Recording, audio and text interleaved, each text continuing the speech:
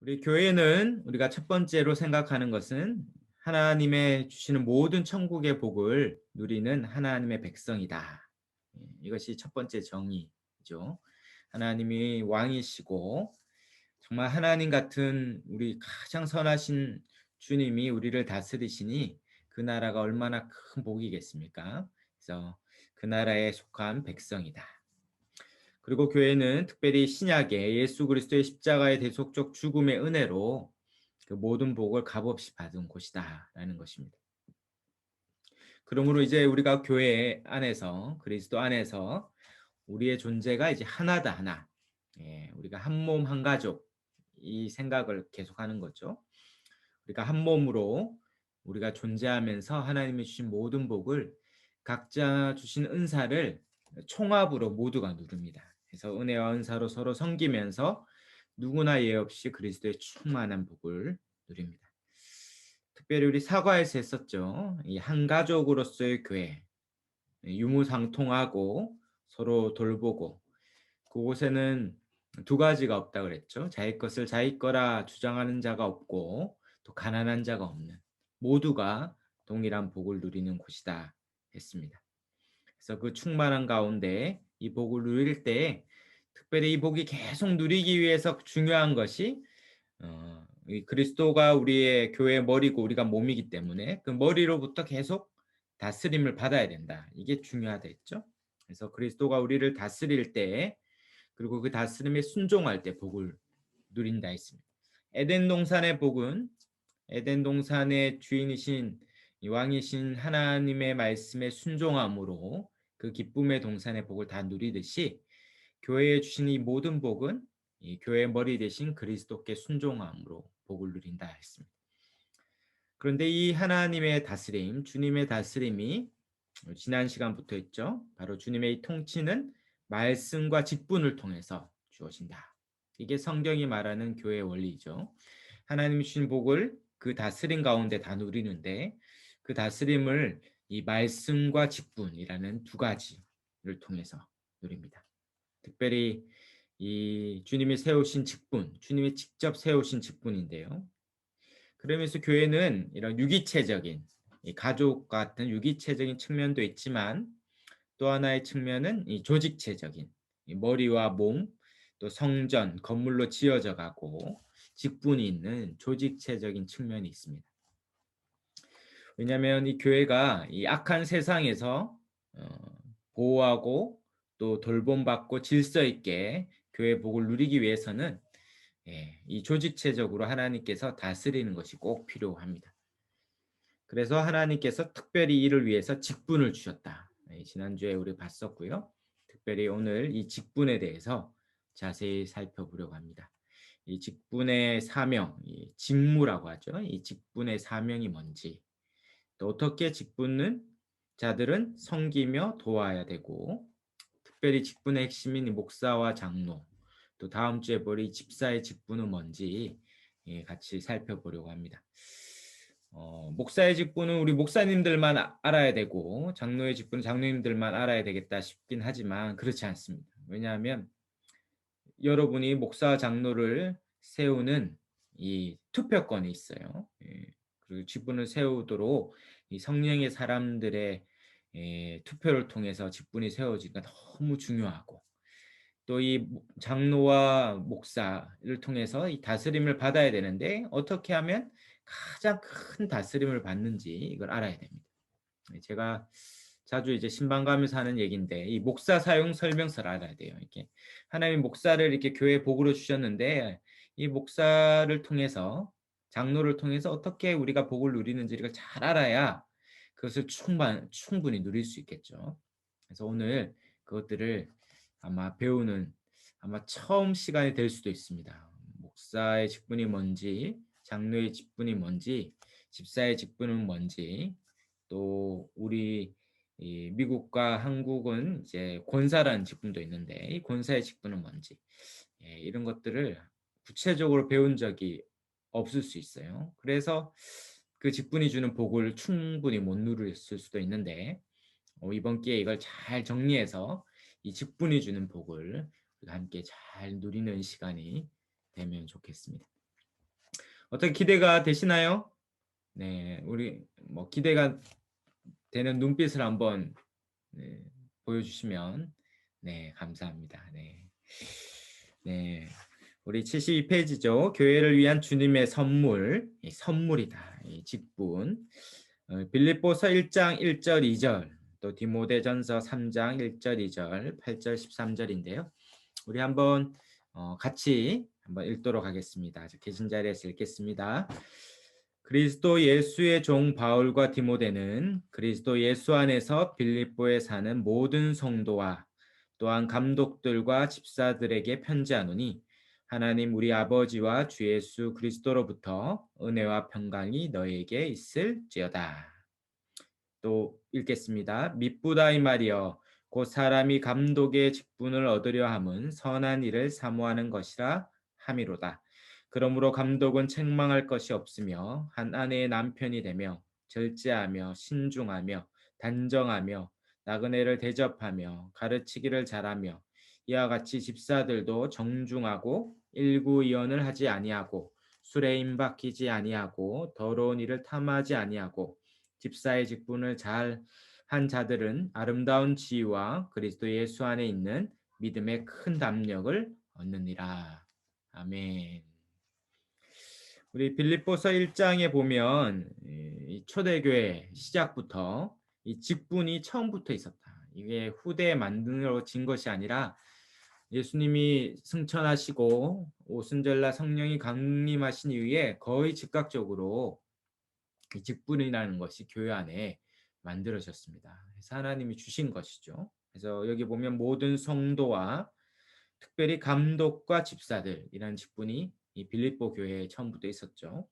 그래서 감독은 쉽게 이해하면 목사와 장로를 통칭하는 말입니다. 그래서 오늘날도 감독이란 직분을 쓰는 교단도 있지만 이 감독과 장로는 거의 교우적으로 쓰여요.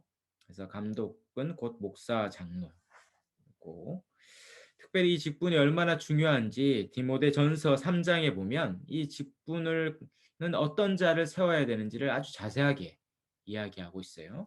그래서 1절에서 7절까지는 이 감독, 장로죠. 이 장로와 목사를 어떻게 세워야 되는지, 어떤 자가 세워지는지, 또 8절부터 13절은 이제 다음 주에 자세히 볼 이 집사의 직분도 엄청난 자격 요건을 요구하고 있죠. 그러니까 그만큼 중요하고 귀합니다.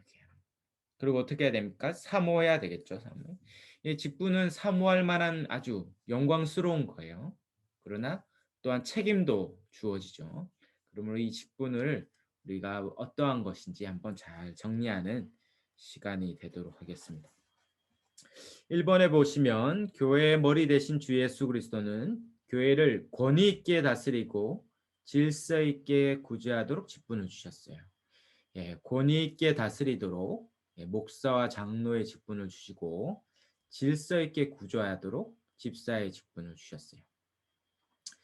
교회는 하나님의 다스림을 대신할 목사와 장로의 직분을 주고 또 교회는 어떤 곳입니까? 가난한 자가 없고 모든 사람이 천국의 복을 다 누려야 되기 때문에 모든 성도들을 일일이 잘 돌보기 위한 집사의 직분이 필요하죠. 그래서 질서 있게 잘 구제하도록 집사의 직분이 주어졌습니다.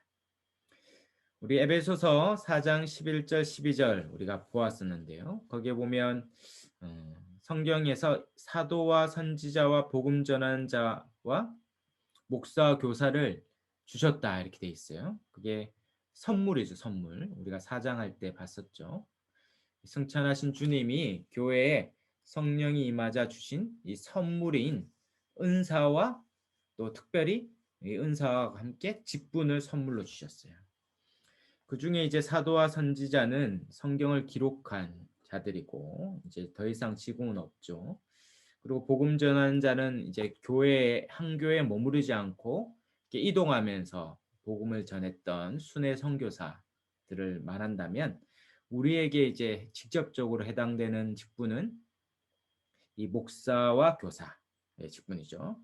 그래서 영어로 보면 shepherd와 teacher죠. 이 shepherd는 목자, 그러니까 목자 겸 교사예요. 이게 관사가 하나 있으니까 이게 두 사람이 아니라 한 사람이 두 가지 일을 하는 겁니다. 목자의 역할로 목양도 하고 교사의 역할로 말씀을 가르치는. 그래서 장로의 직분, 그중에 이제 다스리는 장로와 구별되는 또 가르치는 장로가 있다라는 것을 알게 됩니다. 이런 직분은 하나님이 주시는 거기 때문에 하나님 직접 주셨죠. 그러니까 이것은 반드시 항상 교회라면, 이 지상의 교회라면 항상 있어야 될 직분이에요. 교회라면 반드시 이 직분이 있습니다. 그래서 이름하여 항존직이란 말을 써요. 아마 들어보신 적도 있을 텐데, 지상의 교회가 있는 한 항상 존재하는 직분이다 해서 항존직이라 합니다. 그것을 대표적으로 장로, 곧 목사와 장로와 집사죠. 사람들이 이제 오해하는 측면이 있는데, 이 항존직과 이 종신직을 이해해요. 자꾸 항존직을 종신직으로 이해하는데, 종신직이 뭡니까? 한번 임명받으면 죽을 때까지 한다. 이게 이제 종신직이죠. 근데 직분은 종신직이 아니에요. 직분은 항존직이죠. 이게 필요에 따라서 세워지고 그 필요가 없으면 안 세워지기도 합니다. 대표적으로 이 목사 장로는 처음엔 없었죠. 사도만 있었어요. 12사도라는 직분만 있었어요. 그런데 교회인이 많아지고 필요가 생기니까 사도행전 6장에 보면 이제 7집사를 세우잖아요. 이 구제에 필요가 생기고 이제 사도들이 혼자 이 일들을 다 감당할 수 없어서 지혜와 성령에 충만한 자를 세우죠. 그러니까 교회가 필요하면 세우는 겁니다. 필요하지 않으면 사도가 장로의 역할도 하고 목사의 역할도 하고 집사의 역할도 처음엔 다 했어요. 그리고 교회가 작다면 목사가 집사의 이 직분의 역할도 하고 장로의 직분의 역할도 할 수 있습니다. 그런데 교회가 커지면 목사 이외에 또 다스려야 될 성도들이 또 돌봐야 될 목양해야 될 성도들이 많으니까 장로의 직분을 세워야 되고 또 돌봐야 될 성도들이 많아지니까 집사의 직분도 필요에 세워지죠. 그리고 또 일정 기간이 지나서 필요가 없어지면 그 직분을 안 하기도 한 거죠. 그래서 직분은 늘 필요에 의해서 생기는 것이에요. 그래서 늘 직분은 해병대가 아니다.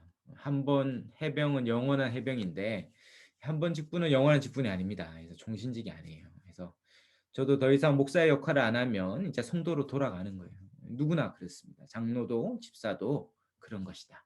그래서 하나님이 교회에 하나님께서 필요에 의해서 그래서 디도서 1장 5절에 보면 디도에게 이야기하는 거죠. 바울이 내가 너를 그대대에 남겨둔 이유는 남은 일을 정리하고 내가 명한 대로 장로들을 세우게 함이니 장로들을 세워서 교회를 잘 세워가는 것입니다.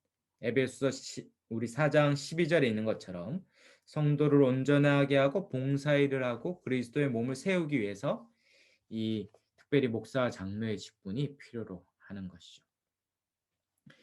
갈로 2번에 보면 그렇게 장로, 곧 목사와 장로의 직분은 교회를 다스리는 직분이죠.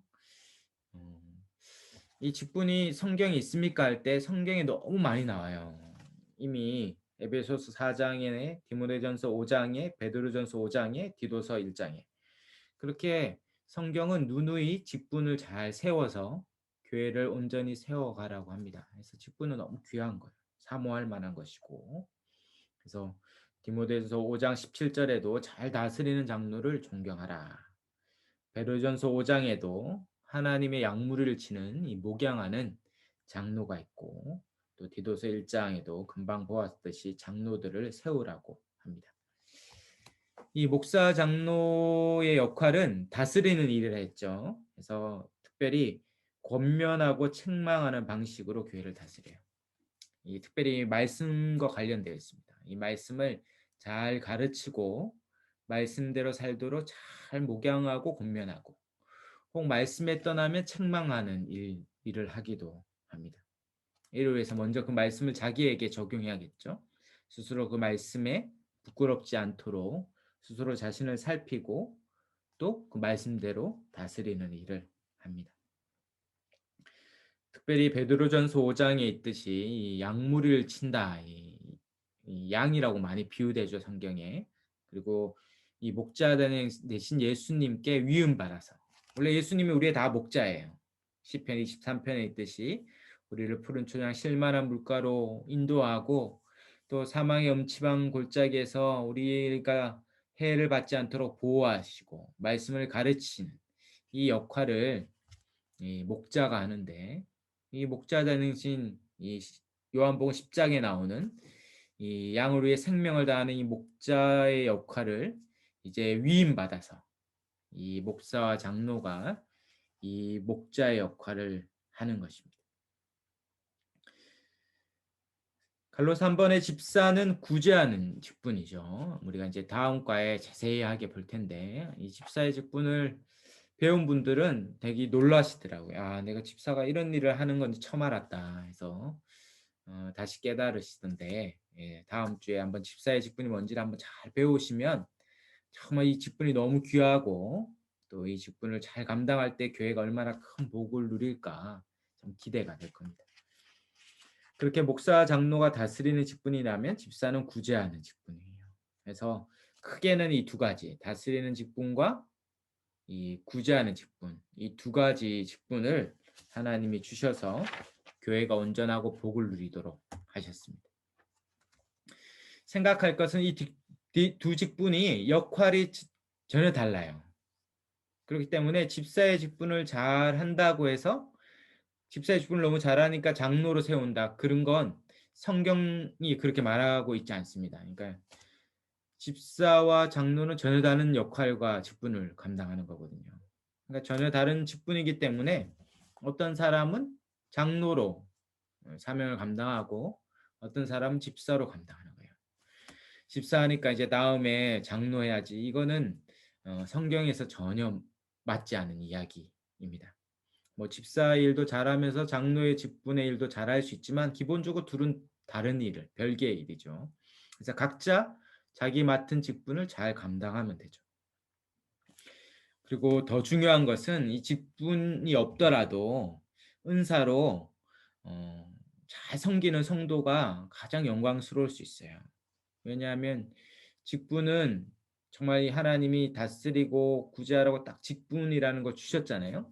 근데 만약에 그 직분을 잘 감당하지 못하면 책임이 따르기 때문에 주님으로부터 큰 책망을 받죠. 그러니까 목사의 직분을 받으면 더 큰 책망을 받죠. 그래서 이 어, 선생이 되지 말라 이렇게 말할 만큼 이 직분에 따르는 책임이 있어요. 그런데 오히려 이 직분이 없더라도 성도로서 잘 다스리고 성도를 돌보고 또 잘 구제하고 영혼을 섬기면 그것이 주님이 가장 기뻐하는 일이 될 수 있는 거예요. 그러니까 일단은 직분이 있든 없든 우리에게 주신 은사가 뭐든 섬기려고, 영혼을 도우려고 그렇게 뛰어들면 은사가 개발되고 은사가 발견되고 또 그것들을 더 잘하라고 직분도 주어지고 그러는 거죠. 그러니까 직분을 받으면 잘하겠다, 내가 은사가 뭔지 알면 잘하겠다, 그렇지 않고 우리가 은사가 뭐든 직분이 있든 없든 우리가 교회의 몸된 지체로서 서로를 돌아보고 섬기는 일에 헌신할 때에 은사도 드러나고 직분도 필요에 따라 주어진다. 이걸 먼저 잘 생각해야 합니다. 다들 잘 계신가요? 네, 예, 네. 특별히 이제 이번에 있는 이 직분에 대한 오해와 왜곡을 조심해야 되는데요. 특별히 한국 사회가 그래요. 왜냐하면 한국이 유교 사회고 이렇게 연장자 이런 것들, 또 이런 지위 이런 것들을, 또 명예, 명분 이런 것들을 중요한 여기는 사회 문화이기 때문에 이 직분이 이제 오해되는 경우가 있습니다. 첫 번째 오해는 직분을 이제 지위로 해요. 그래서 성도 됐다가 집사 되고 장로 되고, 이제 교회 안 다니는 사람도 이게 뭔가 이게 장로가 더 높다 이렇게 오해하는 거예요. 그래서 장로가 됐다 그러면 이제 교회 안 다니는 사람이 그러면 언제 목사 되는데 이렇게 막 묻기도 한다고 그러더라고요. 예. 그러니까 장로 위에가 목사다 이렇게 생각하는데 그렇지 않다는 거예요.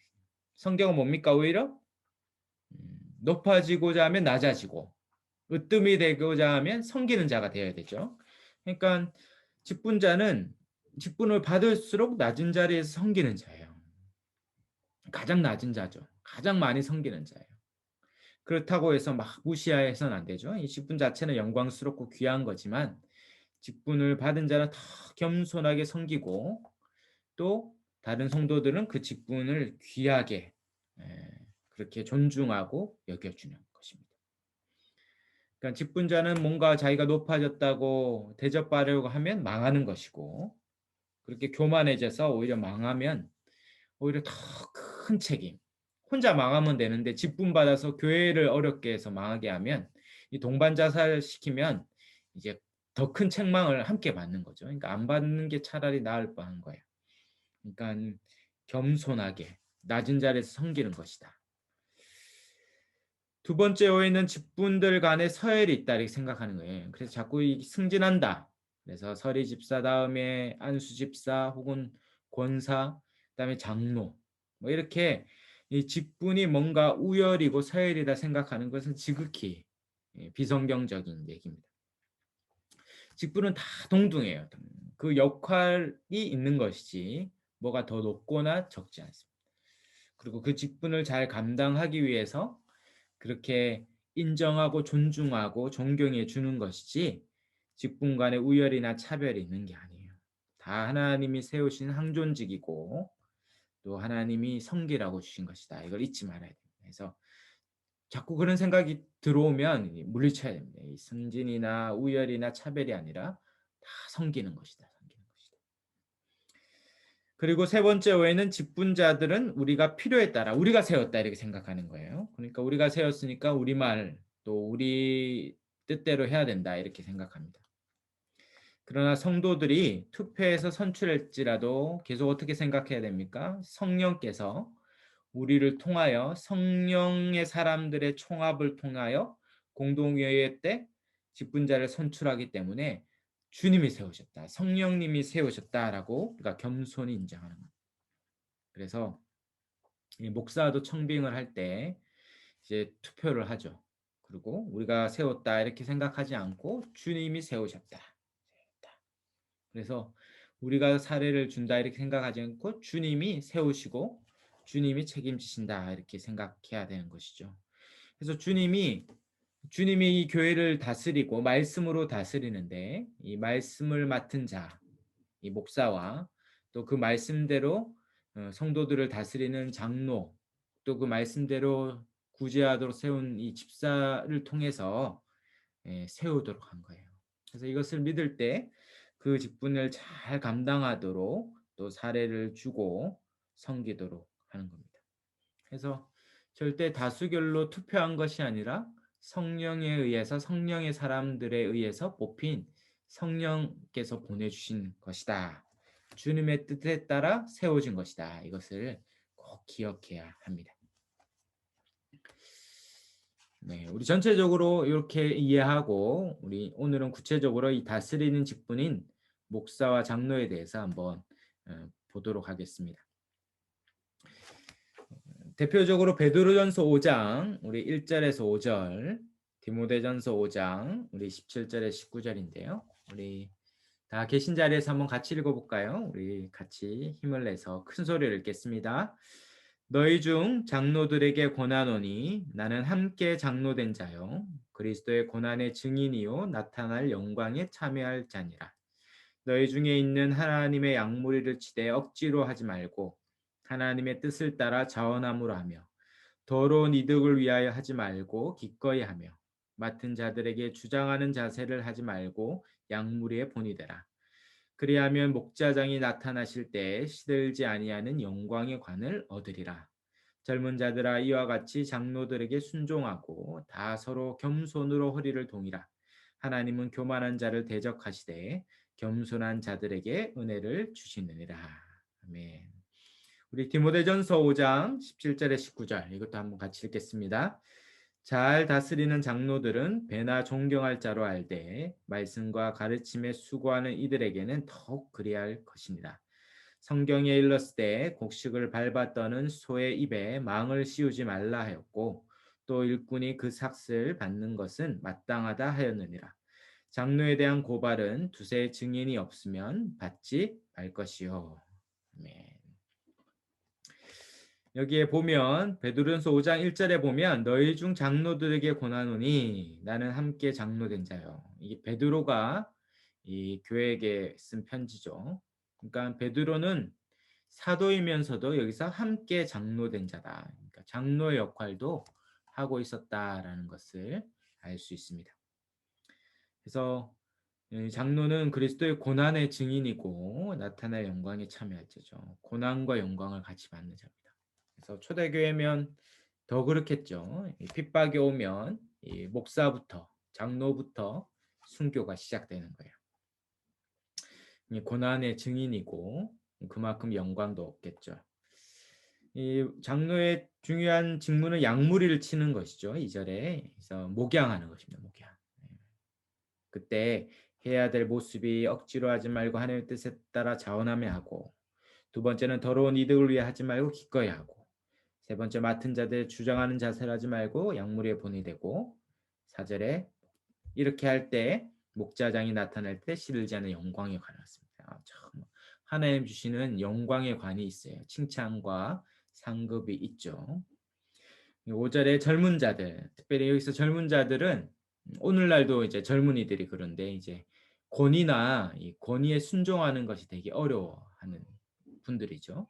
이런 젊은 자들은 권면하는 거예요. 장로들에게 순종하고 겸손으로 허리를 동이라 권면하고 있습니다. 디모데전서 5장에도 17절에 보면 잘 다스리는 장로를 배나 존경하라 이게 존경할 것들을 권하죠. 왜냐하면 말씀과 가르침에 수고하고 있기 때문에 그렇죠. 특별히 다스리는 장로 중에 이 말씀과 가르치는 장로가 구별되고 있어요. 그러니까 다스리는 장로와 가르치는 장로가 구분되어 있다라는 걸 알게 됩니다. 이 18절에 그에게 합당한 삭을 주고 19절에 그의 명예를 지켜주라 이렇게 말씀하고 있습니다. 한번 이 내용을 한번 같이 잘 정리해 가 보겠습니다. 이제 큰 1번에 보시면 이 목사 장로는 다스리는 직분이죠. 잘 다스리는 장로 이렇게 돼 있어요.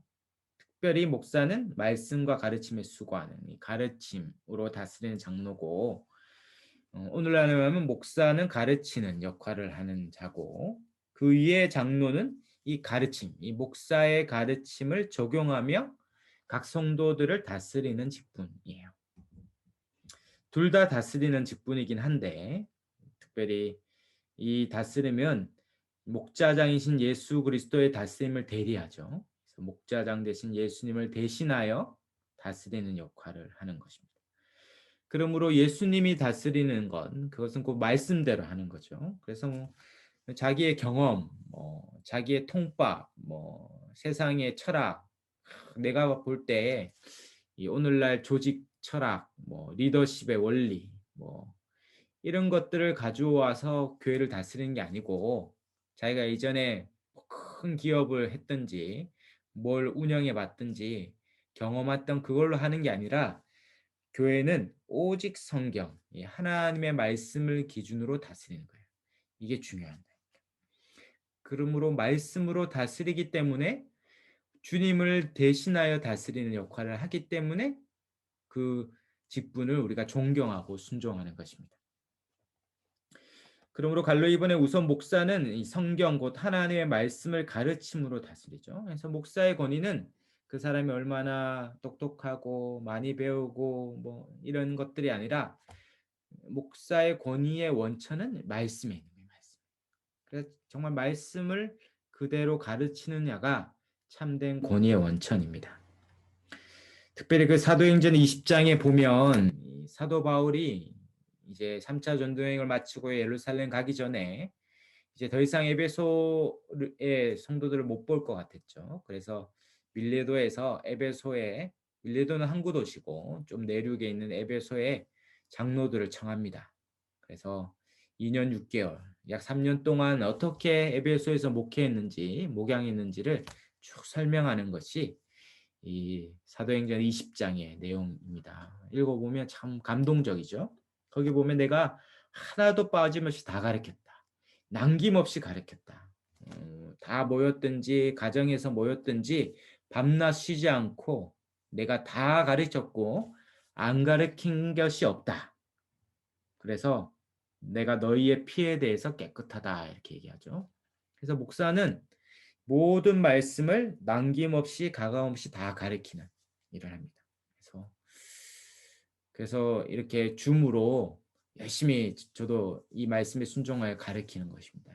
어떻게든 이 구원의 모든 내용들, 성경이 말하는 창세기부터 요한계시록의 내용들을 다 가르칠 뿐만 아니라 이 전체가 이루는 성경의 맥, 또 이 하나님 나라, 또 구원 역사 이런 것들을 다 가르쳐야 되죠. 이 출애굽기만 해도 이 출애굽기의 이 역사에 담겨 있는 이 유월절에 담겨 있는 유월절 어린 양까지 이어지는, 그리고 아브라함이 이삭을 바치는 내용부터 또 대속죄일의 아사셀 이 염소부터 제사법에 이르는 이 구약의 누누이 예수님을 향하고 있는 이 구원 역사를 다 가르쳐.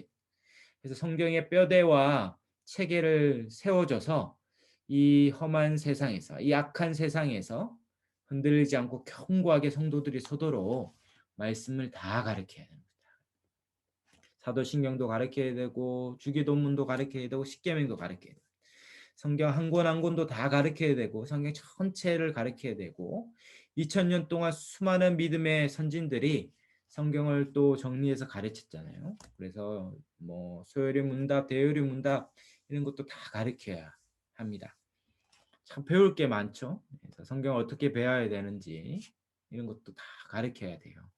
그래서 이런 것들을 유익한 말씀이라면 다 모든 복음의 진리들을 가르치고 꼭 가르치면 막 싫어할지라도 이 바울은 그 사도행전을 보면 이렇게 가르치다가 밤새도록 너무 오래 가르쳐 가지고 그 졸다가 유두고가 이게 떨어져서 죽잖아요. 그래서 이렇게 바울이 내려가서 다시 이렇게 3층에서 떨어졌어요. 그래서 다시 이렇게 살리는 그런 장면도 있는데 그 드로아에서 일어나는 일인데 저도 그래서 좀 그렇게 가르쳐야 되는데 제가 너무 일찍 마치는 것 같다. 요즘 이런 생각을 하고 있습니다. 그래서 9시가 너무 늦고 하여튼 어떤 날은 날 잡아서 밤새도록 한번 가르쳐야겠다 이런 생각이 있습니다. 실제로 청년부랑 같이 저녁 먹고 시작해가지고 새벽 4시까지 가르친 적이 있거든요. 그래서 정말 같이 이제 3층 천에 올라간 것 같은데 하여튼 그렇게 가르치고 또 자고 일어나서 또 아침 먹고 또 가르치고 그렇게 했어요. 그래서 이 전설로 남았는데 하여튼 그러니까 가르쳐야 됩니다. 하여튼 가르쳐. 정말 일주일에 30분 설교. 그 중에서도 초반에는 또 주보와 또 신문을 묵상하고 그래서 뭐 얼마 제대로 듣지는 않아요. 졸기도 하고. 그러니까 이제 너무 핍절하게 사는 거예요. 너무 부족하죠, 부족해. 그래서 어떻게든 더 배워야 됩니다. 정말 우리는 드라마 1시간 드라마도 막 시간이 금방 가잖아요. 1시간 드라마도 보고 영화는 2시간이고 또 어떤 분은 뭐 정주행하면서 뭐 시리즈를 10시간짜리, 16시간짜리가 뭐 하루 만에 이틀 만에도 보는데 우리는 말씀을 16시간 본 적이 있는가? 뭐 이렇게 생각해 보면 너무 부족해요. 그렇죠?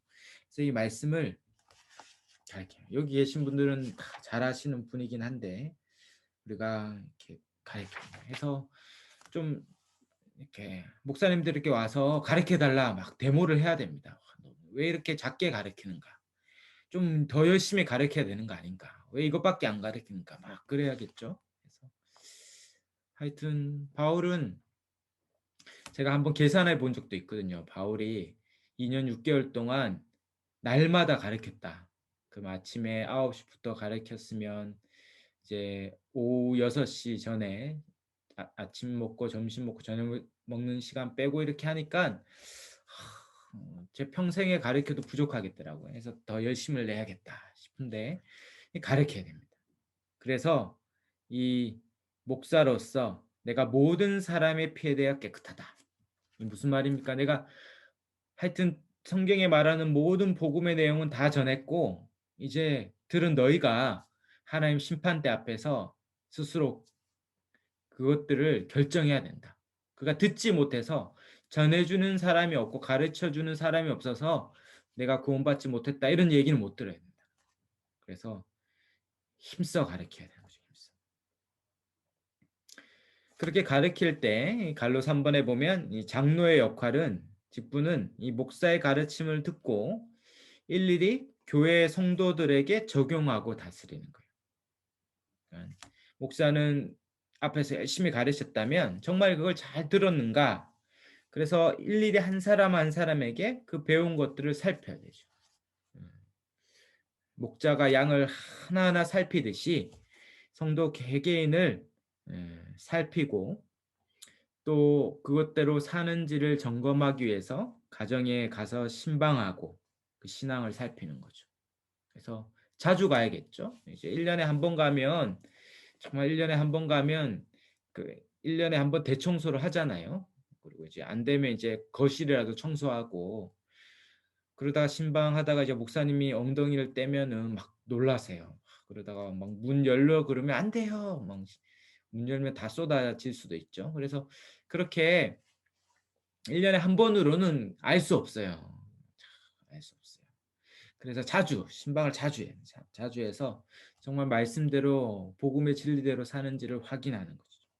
그리고 잘못된 이단에 빠지진 않는지 확인하고 그 배운 말씀대로 죄를 피하고 사는지를 확인해야 합니다.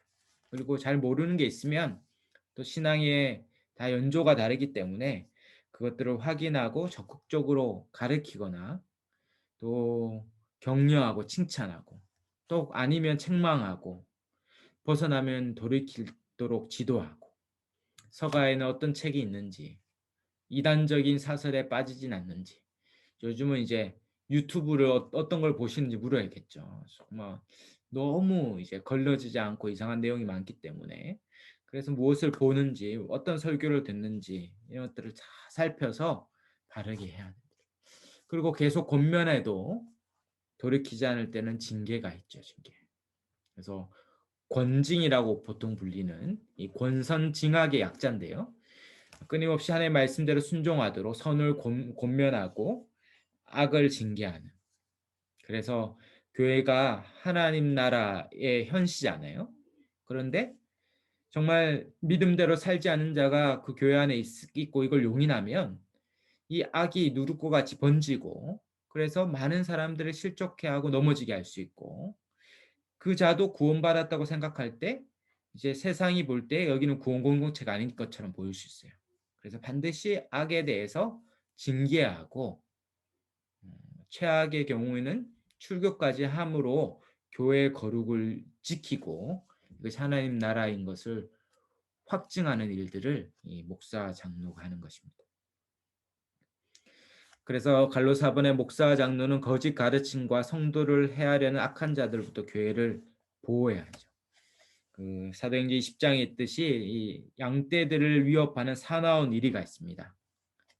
교회 안에서 밖에서 교회 안으로 자꾸 들어오는 이 세상의 가르침, 철학들, 이 땅이 전부인 줄 알고 자꾸 우리의 마음과 생각을 뺏는 이 악한 문화와 조류에부터 지켜야 되고 그리고 그 안에서도 어그러진 말을 해서 사람들을 넘어뜨리는 자들이 있어요. 이런 자들이 미혹되지 않도록 참된 자들이 그 말이 많아지고 풍성해지고 헛된 말과 악한 말이 교회 안에 있지 않도록 잘 지키는 역할을 해야 합니다.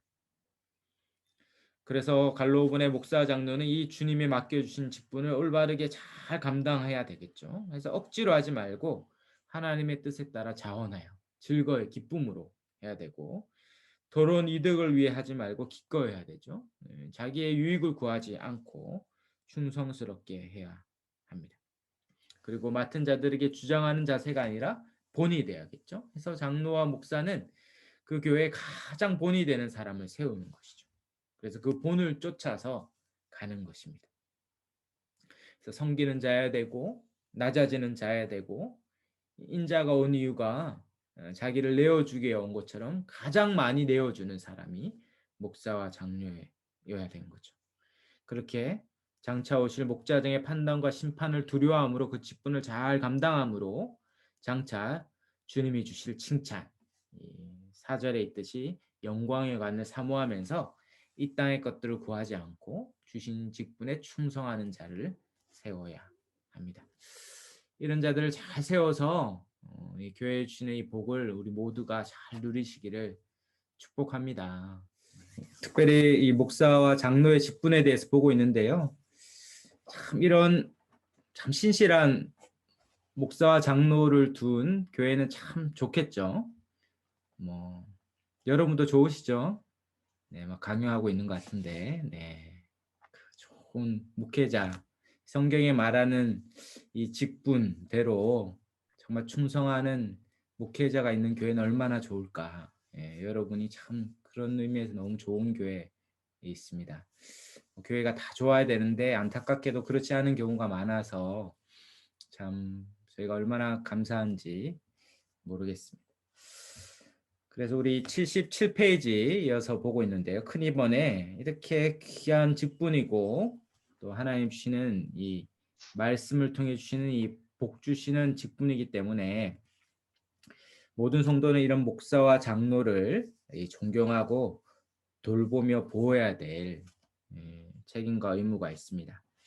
그 디모데전서 5장 우리 17절 읽은 것처럼 이 잘 다스리는 장로들을 배나 존경할, 정말 존경할 만한 장로가 있으면 얼마나 그 교회는 본이 되겠습니까? 이 말씀대로 살고 이 말씀대로 가르쳐 주니, 그래서 우리가 이런 잘 가르치고 다스리는 이런 목사 장로들을 둔 교회는 하나님이 주시는 가장 큰 복을 충만히 누릴 수 있습니다. 그래서 그런 목사 장로를 둔 교회는 이런 직분자들을 정말 2배로 배나 존경해야 된다 이렇게 얘기하죠. 그래서 참 존경하고 사랑하고 아껴야 합니다. 그리고 그 직분을 존중하고 또 잘 감당할 수 있도록 존경하고 칭찬할 때 그 나온 표현처럼 이 성령의 사람들인 이 성도들의 칭찬과 인정과 존경은 이 주님의 칭찬과 같거든요. 여러 면에 성령께서 정말 이 영적인 일에 이 말씀에 수고하는 목사와 장로에게 주는 칭찬과 격려는 주님이 준 칭찬과 같습니다. 저도 뭐 받는 입장에서 너무 큰 칭찬이 되죠. 칭찬이. 그래서 설교가 은혜가 될 때도 은혜 받았어요. 참 말씀 너무 감사해요. 하지만 그 아닐 때도 뭐 아닐 때도 있잖아요. 예, 그럴 때도 참 말씀 너무 감사합니다. 참 기도하고 있습니다. 이렇게 하면 네, 참 본인이 알아요. 오늘 말씀이 참 아니었구나. 근데 이제 격려하면 힘을 얻겠죠. 그래서 격려가 필요합니다. 늘 격려가 필요합니다. 주님의 칭찬으로 들리거든요. 특별히 말씀과 가르침에 수고하는 이들, 이제 목사의 직분이죠. 이 직분에게 더욱 그리하라 이렇게 17절 하반절에 있습니다. 이 성경의 말씀을 잘 이해하고 진리를 분별하고 온갖 이단과 거짓 가르침과 싸우고 이 미혹된 성도들을 건져내고 설교하고 가르치는 일은 매우 어려운 일입니다. 제가 이게 말을 뭐 이렇게 편하게 막 하는 것 같지만 얼마나 어렵겠습니까? 이 준비하는 것이. 그래서 격려가 필요합니다. 이를 위해서 정말 훈련 받아야 되고 또 전문적인 소양을 갖추도록 해야 하죠. 그래서 오랜 시간의 준비 과정이 필요합니다. 뭐 저희 교단만 해도 대학 과정을 정규 과정을 마쳐야 되고 또 MDB라는 목회학 석사 과정을 3년 해야 되고 또 강도사라는 또 목사를 준비하는 과정을 거치고 그 2년 걸리죠. 그리고 또 더 나가서 이제 또 신학 석사 공부도 하고 박사 공부도 이렇게 하는 것이죠. 그래서 신실하게 목회를 잘 준비해서 말씀을 전하는 목회자가 있는 교회는 너무 좋겠죠. 뭐 여러분에게 강요하는 건 아니지만 너무 좋겠죠. 예, 너무 좋겠죠. 그렇게 말씀에 전심전력하며 힘쓰는 목회자를 둔 교회가 가장 큰 복을 누리는 교회입니다. 그러므로 교회는 이 목사 장로의 가르침에 그리고 다스림에 순종하는 것이죠. 그리고 순종은 이게 겉으로 할 수 없잖아요. 이 진심으로 우러나온 그 말씀이 너무 감사해서 진심으로 존경하는 것입니다. 왜냐하면 그 사람의 뭐 인격이 뭐 존경할 만할 수도 있지만 또 그러기에 힘써야 되겠지만 목사로서는 그러나 그 하나님의 말씀을 대신해서 우리 머리 대신 교회의 머리 대신 그리스도를 대신해서 하나님의 말씀을 전하는 이 목사의 직분이 귀하기 때문에 그렇게 그 가르침에 순종한다는 의미에서 존경하는 것이에요. 물론 그 목사의 가르침이 성경과 맞지 않거나 잘못되었다면 당연히 거부하고 거절해야겠죠. 그러므로 그것이 하나님의 말씀이고 주님이 주신 말씀이라고 믿는다면 그 말씀과 함께 이 목사의 가르침에 순종하고 따르는 것. 이것이 성경이 명하는 것입니다. 4번에 보시면 갈로 4번에 보면 이 일을 위해서 교회는 전적으로 섬기는 목사와 장로의 생계를 책임지도록 명하고 있습니다. 디모데전서 5장 18절이죠. 이 성경에 일렀을 때 곡식을 밟았더는 소의 입에 망을 씌우지 말라 하였고 일꾼이 그 삭슬 받는 것이 마땅하다 이렇게 되어 있습니다. 그래서 잘 알다시피 구약에서부터 이 주일에 전무하는 자들을 위해서 이 생계를 책임지게 했습니다. 잘 아는 레위 지파가 그랬고 그 중에 이제 제사장들에게도 그랬죠. 그들이 하나님을 예배하고 섬기는 일에 그것만 하도록 자기의 생계를 위해서 일하지 말고 주를 위해 몸된 교회를 위해 자기의 전 시간을 다 드리라고 그리고 생계는 교회가 책임을 지고 성도들이 책임을 지게 했죠. 그래서 바울은 이것이 당연하다 이렇게 이야기하고 있습니다.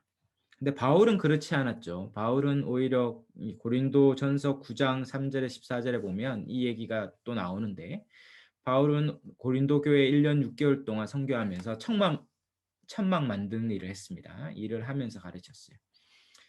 근데 오히려 사도 바울이 이게 자기의 생계비를 벌면서 일을 함으로 내가 너희에게 이 복음을 이런 당시의 이 스토아 철학자들처럼 이 가르침, 사람들에게 인기를 얻어서 그들에게 돈을 타내려는 이런 철학자들, 이런 가르치는 자들과 자신을 구별시켜서 나는 정말 순수하게 복음만을 전하는 것이다 라고 알려주기 위해서 그 당시가 고린도, 이 아테네, 그 헬라 그리스 지역이었죠. 그렇기 때문에 그는 일부러 천막을 만들면서 살해를 받지 않았어요.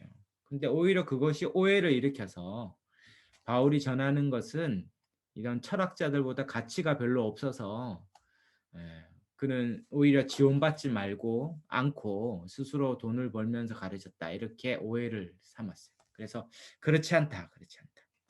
오히려 이것이 당연한 건데 나는 당연한 권리를 일부러 안 한 것은 너희를 위한 것이다 이렇게 이야기하는 문맥이었습니다.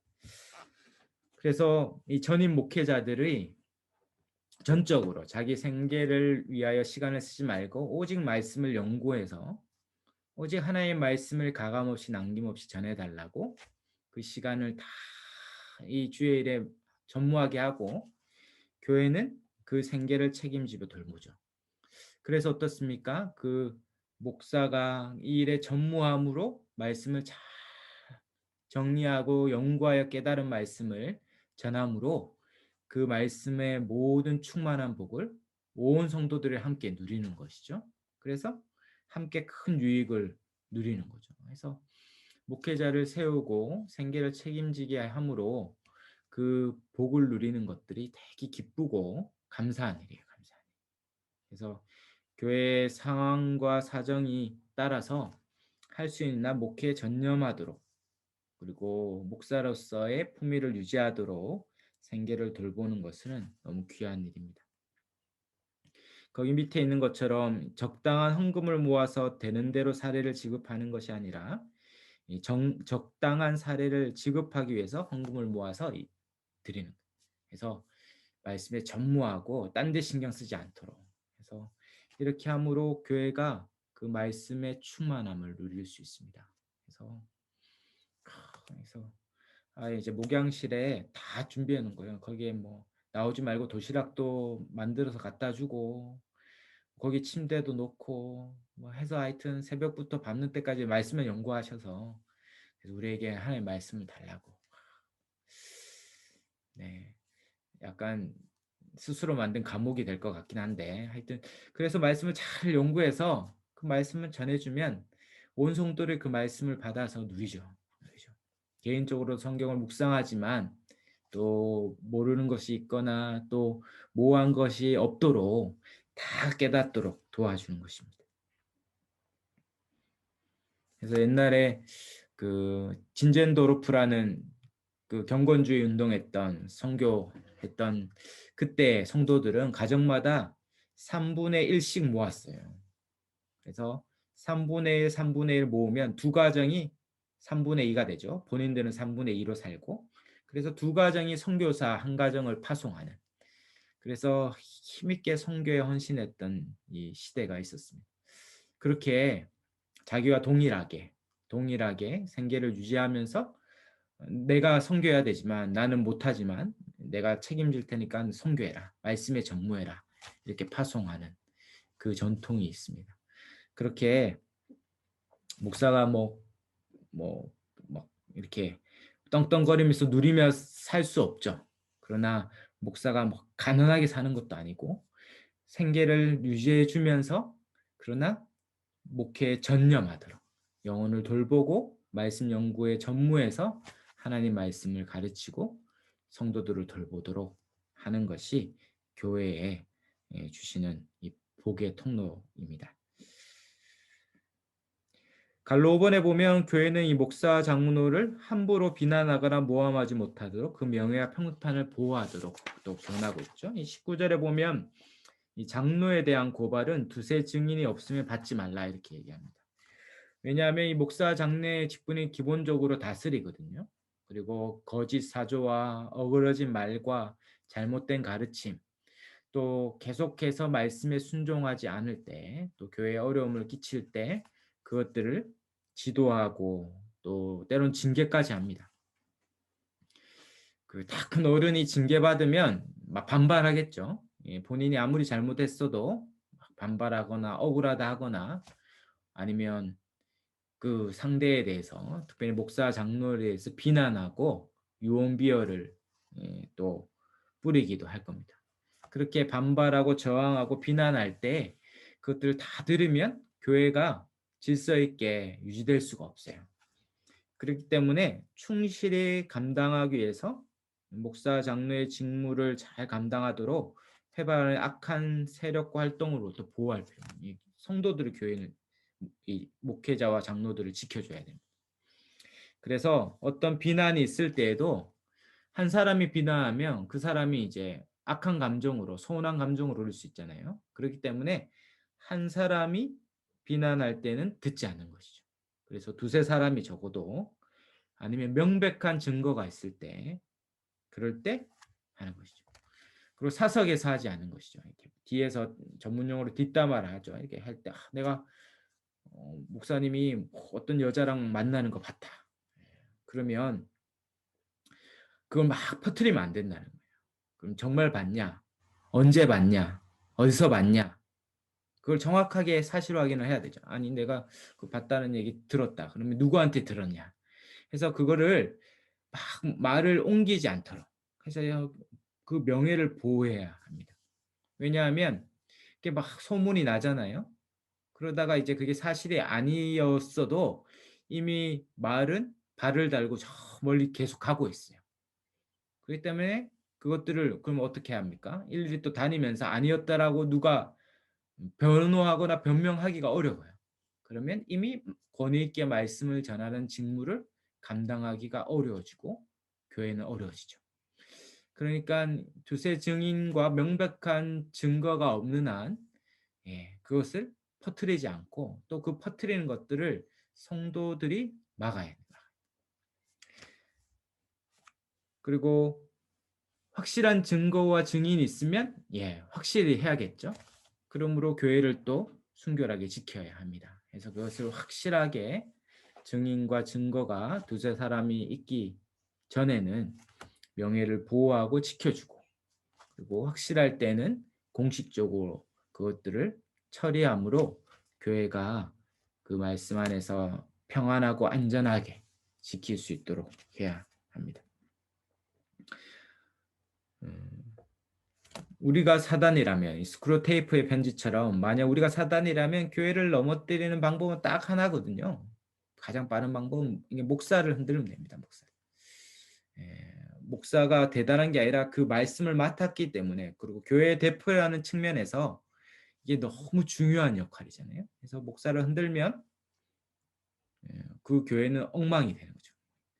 아무리 좋은 교회도 이상한 목사가 없겠지만 뭐 만약 이상한 목사가 한번 부인하면 아무리 좋은 교회도 6개월 만에 이상해져요. 엉망이 되죠. 또 반대로 참 교회가 너무 어려움이 있었지만 정말 신실한 좋은 목사님이 부인하면 6개월 만에 좋은 교회로 바뀝니다. 그 목사 자체가 중요하기보다는 그 직분, 목사라는 그 직분, 교회의 대표라는 그 직분이 그만큼 귀해요. 그만큼 사단은 온갖 잡설과 미혹으로 모함하고 유언비어를 퍼뜨리고 공격하겠죠. 그러니까 거기에서 성도들이 목사를 보호하고 지켜야 되죠. 그것이 교회의 안전과 평화를 지키는 길입니다. 그리고 그만큼 중요하기 때문에 어떻게 됩니까? 잘 세워야겠죠. 그러니까 잘못 세우면 교회 전체가 어려워지는 거죠. 그래서 교회의 직분자, 특별히 목사 장로의 직분을 잘 세우는 건 너무 중요하죠.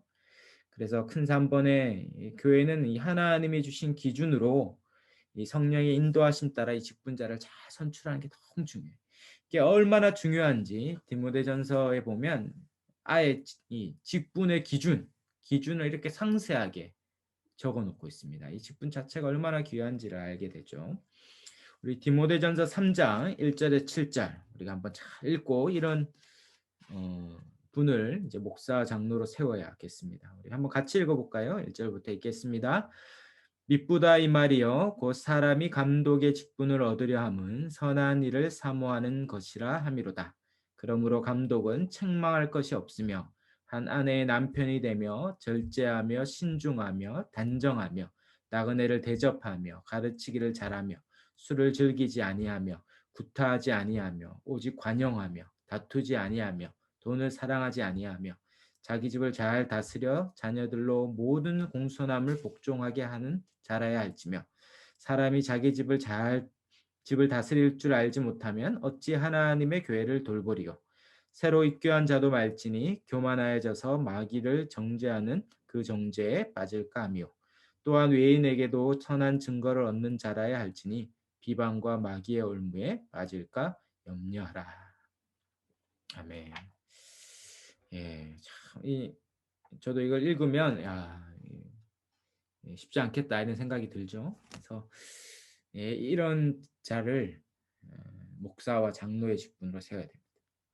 성경에 명확하게 규정하고 있습니다. 이렇게 이 일은 1절에 있는 것처럼 선한 일을 사모하는 그래서 이게 얼마나 귀한가 이 직분이 얼마나 귀한지를 알고 그런 사모하는 마음과 열정으로 이 직분을 구해야 합니다. 정말 자기를 드러낸 게 아니라 이 교회가 얼마나 귀한지 성도들이 얼마나 귀한지 이 직분이 얼마나 엄중하고 막중한 일인지를 알고 사모하는 것이죠. 저도 정말 다시 태어나도 이 목사라는 이 직분을 받고 싶은데 이게 너무 귀하죠. 귀한 만큼 힘들기도 하지만 너무 귀한 하나의 말씀을 전한다는 것이 얼마나 영광스러운지 너무 귀하죠. 이게 너무 귀하기 때문에 또 말씀을 맡고 다스리는 직분이기 때문에 기본적으로 책망할 것이 없어야 돼요. 정말. 여기서 책망할 것이 없다는 것은 결정적인 결점이 없어야 돼요. 결정적인 문제가 없어야 됩니다. 누구나 이야기하는 정말 누구나 문제가 있다고 말할 만한 그런 결정적인 문제를 가지고 있지 않아요.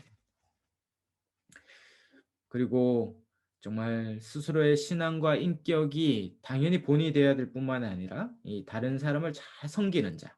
거기 보면 나그네를 대접하는 자야 되죠. 그래서 이 직분이라는 게 은사를 질서 있게 잘 쓰도록 직분을 준다고 했잖아요. 그러므로 은사의 핵심이 섬기는 일이고 직분은 이 섬기는 일을 더 잘하라고 주는 거라면 기본적으로 잘 섬기는 자가 이 직분을 맡아야 합니다. 그래서 손대접이라고 불리는 기본적으로 섬기고 나누고 자기의 삶에 초대하고 관여해서 나누기를 즐겨하는 사람이 되어야 합니다. 자기의 가정도 오픈하고 재물이나 시간이나 뭐 음식이나 뭐든지 사생활이 거의 없죠. 이렇게 자기의 모든 것들을 흔쾌히 나눌 수 있는 사람이어야 하는 것입니다. 그를 위해서 어떻게 해야 됩니까? 자기를 위해서 신중하고 단정하고 절제하는 것이 기본이에요. 이 절제, 셀프 컨트롤로 되어 있는데 이 자기 절제가 되지 않고 관리가 되지 않은 한 누굴 돕겠습니까? 해야 될 직무는 크고 성경을 부지런히 연구하고 기도에 전무하고 또 잘 가르쳐야 되고 성도들을 돌보려면 자기를 잘 돌보지 않는 한, 관리하지 않는 한 이 만 가지 일들을 감당하기 어려운 것입니다. 그래서 기본적으로 절제하고 그렇기 때문에 당연히 술을 즐기지 않고 구타하지 않고 관용하고 다투지 않는 그래서 뭔가 어디에 허탄한 데 시간과 정력을 낭비할 시간이 없습니다. 그리고 기본적으로 말씀을 가르치는 거니까 가르치기를 잘하는 건 너무 좋죠. 너무 인격이 좋은데 너무 신앙이 좋은데 예, 가르치는 게 어렵다. 이렇게 말씀을 나누면 참 쉬운 것도 어렵게 만드는 은사가 있다. 뭐 이러면 이제 목사의 직분을 받기는 어렵죠. 그래서 그러면 섬기는 직분이 있으니까 그래서 가르치는 직분이 기본적으로 되어야 되고 또 다스리기를 잘해야 되는데 이 다스리는 것들을 확인할 수 있는 것이 이제 가정이죠. 그래서 가정이 잘 검증돼야 하는 거죠. 그래서 이제 저희 아들들에게도 늘 얘기하는데 너희들이 사고를 치면 아빠가 목회를 못한다 이제 늘 얘기를 합니다. 그래서 에, 잘 관리는 지금까지 되고 있는데 이 사춘기를 잘 넘어가야 될 텐데 고민하고 있습니다. 그래서 잘 가정을 잘 다스리는 자야 되겠죠. 또 보면 새로 입교한 자는 말지니 6절에 보면 새로 입교한 자는 처음에는 신앙이 열심히 있을 수 있어요. 막 뜨거울 때 그때 막 신학교에 간다거나 목사 되겠다 하면 이제 그때 하면 안 되죠. 차분하게 정말 제일 차분할 때 제일 냉철할 때 정말 가겠냐 물어야 됩니다. 왜냐면 이렇게 뜨거울 때 갔는데 잘못될 수 있거든요. 그래서 정말 오랫동안 지켜보고 적어도 수년 동안 뭐 10년 정도는 그 신앙이 확증된 사람에게 목사 장로의 직분을 맡도록 해야 됩니다. 그래서 점검해야 되죠. 정말 누누이 그 사람이 여러 상황에서 어떠한 자인가를 잘 점검하고 그 직분을 맡겨야 합니다. 그렇게 교회는 이 성경대로 오늘 나오는 이 성경의 규정대로 목사 장로를 세워야 합니다. 이것이 주님이 원하시고 또 이런 자격의 근거로 하나님이 이 교회의 영광스러운 이 직분을 맡겨 줍니다. 그래서 온 성도들은 세례 교인이 이제 목사 장로의 직분을 세울 때 이런 기준에 맞는 사람에게 이 직분이 세워지도록 선출하는 것이 필요하죠. 그리고 선출할 때 늘 우리는 내가 세웠다, 내가 뽑았다, 우리가 뽑았다, 다수결로 뽑았다 이렇게 얘기하지 않고 우리 안에 있는 성령께서 우리에게 같은 마음을 주셔서 하나님이 세우셨다. 하나님 우리에게 직분자를 선물로 주셨다. 그렇게 귀하게 소중하게 여기고 또 존경하고 따르는 것이 필요합니다. 우리 묵상과 적용 우리 같이 정리하겠습니다. 1번에 보면 주님은 이 목사 장로를 통해서 교회를 다스립니다. 더 정확하게 말하면 성경 곧 하나님의 말씀을 전하고 가르치며 그대로 살도록 권하고 명하는 이 목사 장로. 이 말씀을 맡은 직분을 통해 교회를 다스립니다. 그러므로 이 말씀을 맡은 직분이 주님을 대신하여 다스리는 역할을 하기 때문에 그 권위를 인정하고 존중하고 순종하는 것입니다. 왜냐하면 그 말씀이 교회를 서고 넘어지게 하는 기준이고 원천이기 때문에 그렇죠. 이것이 우리의 안정과 행복을 보장하는 유일한 길입니다. 갈로 이번에 보면 오늘날 그런데 이제 반권위적인 시대고 참 이제 우리나라의 가장 핵심 가장 큰 권위인 이제 대통령의 권위도 참 인정받지 못하는 시대가 되었잖아요. 그러면 목사 장로의 권위도 참 많이 떨어졌고 특별히 참 좋은 목사님 장로님 너무 많은데 이제 매스컴이나 이런 데는 꼭 이제 사고가 생기면 그런 잘못된 목사 장로들이 나오니까 이게 다 전체 전체적으로 다 권위를 인정하지 않는 분위기가 있는데 이런 시대적 분위기를 따르면 안 되는 거죠. 그건 그 개인, 그 목사와 장로 그 개인이 잘못한 거죠. 그러나 그 직분이 잘못된 게 아니에요. 그거를 같이 버리면 안 되는 거죠. 직분은 하나님이 세우신 거니까 너무 귀한 것이고 그건 너무 소중하게 우리가 지켜야 되는 것이고 그 각 개인이 잘못한 것입니다. 그래서 우리는 이것이 교회 안에 바르게 세워지고 이 직분대로 바르게 사명을 감당하도록 기도하고 같이 힘써야 합니다. 그래서 어떤 분들은 이 직분 자체가 문제다 해서 직분을 없애고 뭐 돌아가면서 다 설교할 수 있다. 만인 제사장. 이 만인 제사장이 원래 그런 뜻이 아닌데 만인 제사장이라고 해서 다 설교할 수 있다 해서 돌아가면서 설교하고 우리는 직분이 없는 교회다 이렇게 얘기하지만 그런 성경적이지 않은 거죠. 교회는 성경적이어야만 복을 누리는 거잖아요. 사람이 우리가 생각할 때 직분이 없는 게 교회가 더 좋겠어. 그래서 그런 교회를 만드는 건 본인들이 그렇게 생각하는 것이고 우리가 복을 누리는 것 성경이 뭐라고 말해야 할 때 성경은 직분을 하나님이 주신 선물이고 직분을 잘 세우고 직분을 세울 때 그리스도의 몸이 세워진다고 이야기하고 있으니 우리는 성경대로 직분을 세우기에 힘써야 하는 것입니다. 그래서 잘못된 그런 교회 개혁을 외치는 방식이 아니라 성경대로 교회를 어떻게 회복하는가 이것들을 같이 힘써야 하는 것이죠. 그래서 당연히 성경대로 직분을 세우고 반대로 갈로 4번에 있듯이 이 목사 장로의 직분의 스스로 권위주의적이거나 성경적이지 않은 방식대로 하지 않도록 해야겠죠. 그걸 지위로 여기거나 권세로 여기거나 이러면 이제 망하는 것이죠. 본인이 망하고 교회를 같이 망하게 했으니 그 책망과 하나님 준 심판이 엄중합니다. 함께 세워가도록 힘써야 합니다. 그래서 교회가 더 성경적으로 어떻게 갈 수 있는가를 함께 기도하고 성경적인 교회, 성경이 말하는 원리에 따라 교회를 세우도록 힘써야 합니다. 큰 이번에 보면 그래서 교회는 목사 장로가 이 직분에 맞게 하도록 용기와 힘을 내어서 성경적으로 교회를 다스리고 존중하도록 존경하고 돌보고 보호하는 일들을 해야 하죠. 그래서 이 책임을 잘 감당하도록 존경하고 돌보고 보호하는 것이 필요해요. 그래서 성경이 말하는 대로 다 전해달라. 충분히 가감없이 남김없이 정말 담대하게 이것들을 전하도록 하고 또 온 성도들은 그 말씀을 하나님의 말씀으로 받고 그래서 말씀으로 충만한 교회가 되도록 그래서 다 복을 누리도록 해야 합니다. 오늘도 우리 성경적 교회론도 이렇게 간사라는 직분을 세웠는데요. 우리 간사님들이 너무 수고를 하시죠. 오늘도 얘기를 들어보니까 모임 전에 간사 모임을 하는데 일일이 다 카톡 문자를 보내셨다 하더라고요. 제가 시킨 적이 없습니다. 다 스스로 하는 겁니다. 스스로. 예, 이 직분에 맞게 정말 성도를 어떻게 도울까 이렇게 생각하며 섬기는 거죠. 그러니까 그 직분에 맞게 역할을 하니 얼마나 더 풍성해집니까? 그러니까 각자의 직분대로 주시는 사명을 감당하도록 하는 것이죠.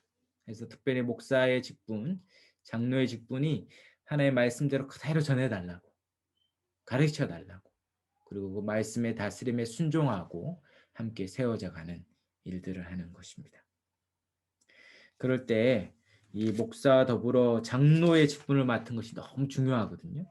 예, 이 목사의 말씀을 듣고 그 말씀대로 한 성도 한 가정이 다 말씀대로 살도록 살피고 돌보고 가르치고 뭐 이렇게 병원에 갑자기 입원하게 되면 말씀을 못 듣잖아요. 그리고 열악해지잖아요. 그리고 육신이 연약하니까 더 힘들고 그럴 때는 이 장로의 직분, 이 목자의 직분을 맡은 자들이 수고하여서 이렇게 말씀을 들려주도록 돕고, 뭐 예전에는 이제 유튜브 이런 게 없었으니까 말씀을 다 요약해 가지고 알려주기도 하고, 말씀 그 설교 원고를 가서 읽어주기도 하고, 오늘날은 그 들려주기도 하고, 또 가서 말씀으로 교제하기도 하면서 그가 말씀의 복이 한 명도 소외되지 않도록, 또 이렇게 뭐 출산을 하거나 이러면 또 교회에 못 오잖아요. 또 요즘은 또 코로나 때문에 더더욱 그런데, 그럴 때 이렇게 찾아가서 또 교제하면서 이 말씀의 은혜를 나누고 교제하고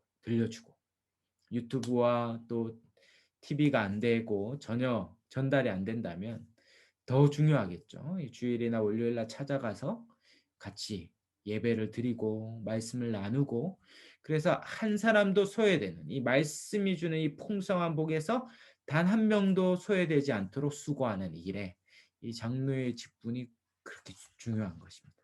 너무 귀하죠. 그래서 어떤 교회는 이 장로라는 직분도 풀타임으로, 이 교회가 이 장로의 직분을 잘하라고 생계를 위해서 일하지 말고 이 온 성도들의 성도의 이를 돌보도록 그 생계를 책임져 주고 장로의 직분에 전무하도록 이 풀타임 장로도 있고, 이제 다음 주 집사의 직분도 보는데 집사의 직분도 풀타임 집사의 직분이 있죠.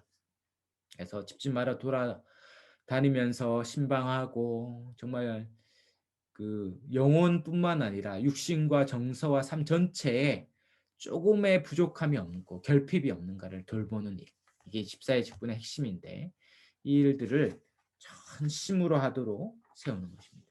그래서 오늘날 장로의 직분이 어떠한 교회 행정적인 문제만 국한되는 측면이 많은데 원래 그렇지 않다. 말씀이 온 성도들 한 명 한 명에게 그대로 말씀해 주시는 복을 누리도록 살피는, 이 목양하는 일이 이 장로의 직분의 핵심이죠. 핵심. 그래서 믿음을 잘하도록 꾸준히 가르치는. 초등학교를 졸업하면 중학교에 가야 되잖아요.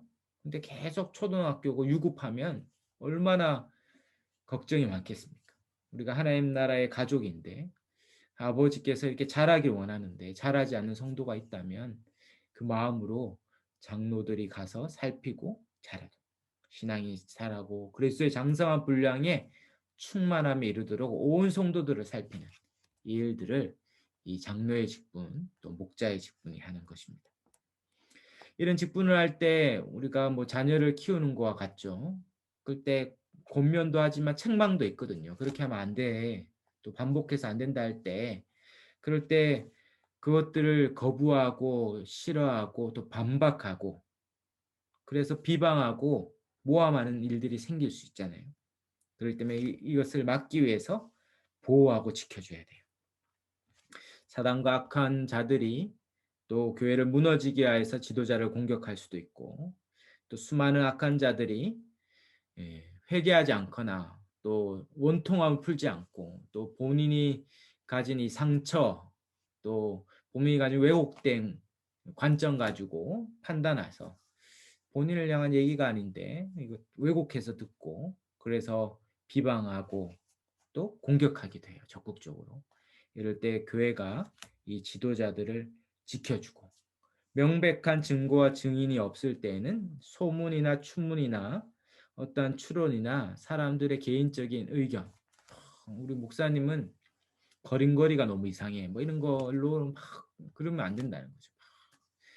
그 말씀과 상관없는 본인의 견해를 부풀려서 말하지 않도록 보호해 주어야 합니다. 무언으로 동조하면 안 돼요. 물어봐야 되죠. 정말 그러냐, 들었냐, 봤냐, 이 사실 확인을 해서 지켜주어야 합니다. 자꾸 그걸 얘기하면 안 된다. 이렇게 지켜줘야 돼요. 그리고 교회는 이 목사 장로가 성경적 자질에 대해 잘 배우고 정말 자격 있는 사람이 이 다스리는 이 귀한 직분을 감당하도록 합당한 자가 세워지도록 잘 세워가는 일을 해야 돼요. 그래서 이 교회 정회원이라 불리는 이 세대 교인들, 이, 이 성령이 그 안에 있는, 그래서 성령에 따라서 성과하는 자들이 이런 목사 장로를 잘 선출하고, 그래서 이 직분을 잘 감당하도록 도와야 합니다. 그래서 함부로 평가하거나 비판하지 않고 잘 세워가도록. 그래서 그 말씀이 교회 전체를 잘 먹이도록 해야 합니다. 부족해도 사랑하고 또 섬기고 또 세워줄 때 그 직분이 바르게 감당할 때 교회가 온전해지고 또 주님이 주시는 복으로 충만해질 수 있습니다. 그럴 때 주님이 이 직분을 통해 다스림으로 교회 전체가 이 복을 누리게 됩니다. 참 너무 감사하죠. 참 좋은 교회에 좋은 목사님을 통해서 이렇게 말씀을 잘 배우고 또 목양을 받고 정말 지도를 받는 교회는 얼마나 행복합니까? 뭐 지금도 그렇고 이전에도 거쳐온 교회가 있다면 참 그런 교회에 있을 때 얼마나 우리가 복을 누렸는가 생각하면 참 감사하죠. 또 한편으로 또 반면교사도 있죠. 또 우리가 꼭 지나온 교회에 정말 그렇지 못함으로 그 직분이 바르게 세워지지 않고 바르게 감당하지 않으므로 얼마나 고통스러웠는가. 그 교회가 얼마나 고통스럽고 힘들었는가를 우리는 주변이나 또 우리 과거에 경험한 적이 있습니다. 그러니까 너무 귀하죠. 귀하죠. 그래서 이 직분을 귀하게 여기고 할 수 있는 한 사랑하고 존중하고 존경하고 또 여기에 전심전력할 수 있도록 최대한 돕고 섬김으로 정말 이 일들을 기쁨으로 감당할 수 있도록 전무할 수 있도록 우리가 할 때 그 복이 그 직분을 통해서 온 교회에 충만히 누리게 됩니다. 예, 바라기는 우리 저와 우리 여기 계신 우리 모두가 이런 직분이 잘 세워짐으로 이 목사 장로의 직분을 통해서 하나님이 주시는 이 복을 다 누리는 은혜가 있으시기를 주의 이름으로 축원합니다. 아멘. 우리 한번 같이 교회를 위해 한번 기도할까요? 우리 정말 그런 교회에 있기에 참 감사하면서 기도하면 좋겠고 또 혹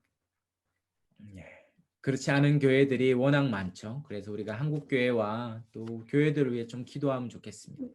정말 우리 말씀을 맡은 이 목사와 장로의 직분자들이 정말 바르게 자기의 것들을 구하지 않고 자기의 유익을 굳지 않고 주님 앞에 이 얼마나 엄중한 교사가 함부로 되지 말라고 얘기했던 이 두렵고 떨리는 이 직분에 정말 하나님 앞에 충성스럽게 감당할 수 있도록 하나님의 말씀을 정말 충실히 열심을 다해 연구하고 가감없이 남김없이 전하게 해달라고 그 말씀대로 먼저 본이 되어 사는 자 책망할 것이 없는 자 본이 되는 자 자기의 유익을 구하는 자들이 다 되게 해달라고 그래서 하나님이 주시는 이 말씀을 통한 복이 흘러가는 은혜의 통로가 다 되게 해달라고 특별히 우리 지금 교회도 좋지만 10년 뒤 20년 뒤 교회가 더 좋아야 될 텐데 정말 이 신학교가 참 어렵습니다 지금.